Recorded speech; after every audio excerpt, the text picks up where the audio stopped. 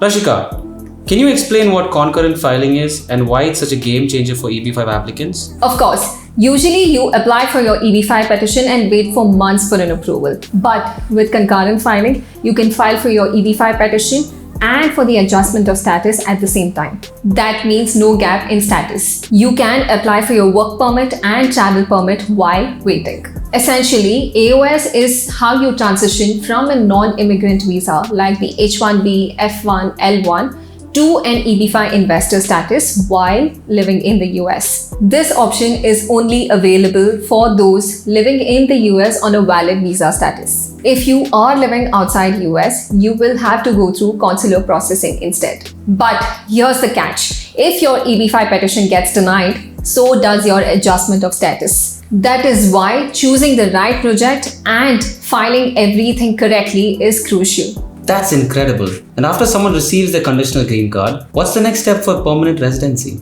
Great question. After receiving your conditional green card, you're set for 2 years of conditional residency. The term conditional means USCIS will verify if you have met the requirements, sustaining the investment, creating and maintaining for 10 jobs. This is often called as the sustainment period, where your investment must be at risk in the EB5 project, typically for about 2 years. Before the 2-year mark ends, you will need to file for Form I-829 to remove the conditions. If approved, you will be getting your permanent green card.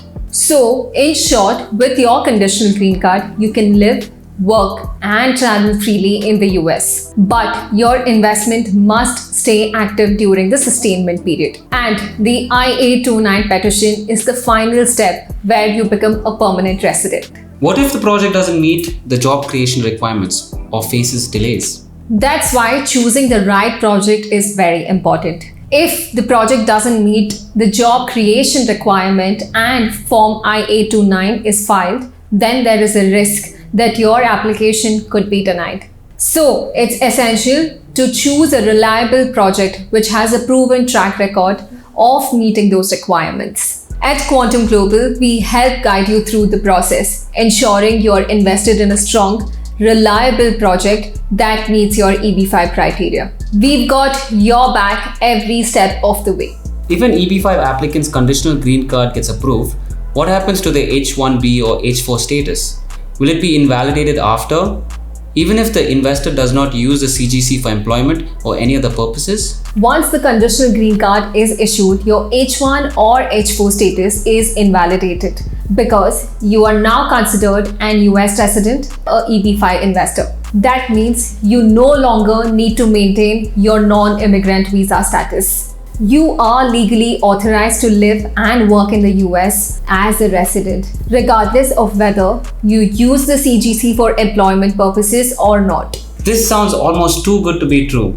Is there anything else viewers should know? Any final thoughts on concurrent filing? Yes. If you are looking to fast-track your US residency while staying in the US, concurrent filing is the way to go. By filing for your EB5 and adjustment of status together, you get the flexibility to live, work and travel freely in the US while your green card is still processing. But here's the thing, it's only fast if done right. That's where we come in. We help you avoid delays, pick the right project and guide you every step of the process. If you are serious about getting your green card faster and safer, book a call with me today. Let's get your future started.